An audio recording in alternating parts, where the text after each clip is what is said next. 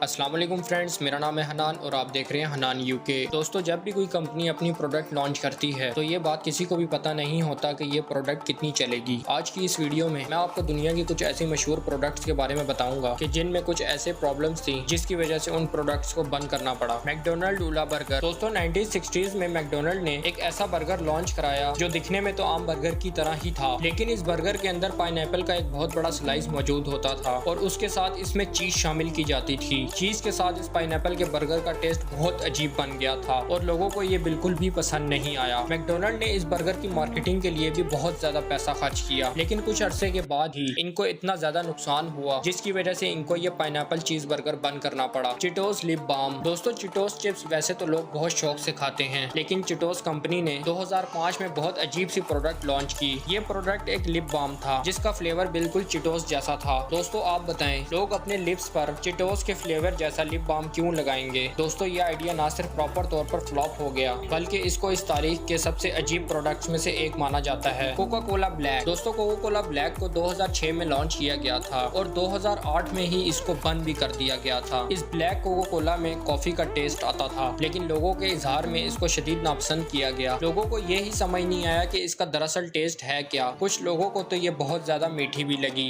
मुसलसल 2 साल तक लोगों का ये रिस्पॉन्स देखकर कोका कोला ने फैसला किया कि इस प्रोडक्ट को बंद कर दिया जाएगा। Colgate frozen food. दोस्तों, कोलगेट की कंपनी वैसे तो सिर्फ टूथपेस्ट ही बनाती है, लेकिन सन 1982 में कोलगेट की कंपनी ने फ्रोजन फूड बेचना शुरू कर दिया। ये बात लोगों को इतनी ज्यादा अजीब लगी कि एक टूथपेस्ट बनाने वाली कंपनी एकदम से फ्रोजन फूड बेचना शुरू कर दे। दोस्तों, तो ये लोगों को अजीब लगेगा ही। लोगों को ये प्रोडक्ट इतना ज्यादा बुरा लगा कि कोलगेट की अपनी प्रोडक्ट टूथपेस्ट की सेल में काफी ज्यादा फर्क पड़ा और इनकी सेल्स कम होने की वजह से इनको मजबूरन अपना फ्रोजन फूड खाना बंद करना पड़ा। दोस्तों, केचप का रंग रेड कलर का होता है, ये हम सब लोग जानते हैं, लेकिन आज से 21 साल पहले हाइंस में मार्केट में पर्पल और बहुत से कलर के केचप मुतरादिफ कराए गए। इन केचप्स के अंदर आर्टिफिशियल कलर मौजूद होते थे। ये कलरफुल केचप बच्चों के लिए बनाए गए थे। दोस्तों, इस प्रोडक्ट के स्टार्ट में ये कलर केचप काफी ज्यादा तादाद में सेल हुई, लेकिन फिर लोग शायद इनसे बहुत ज्यादा तंग आ गए थे और फिर 2006 में हाइंस ने इन केचप को प्रॉपर तौर पर बंद कर दिया था। लेज वाओ चिप्स।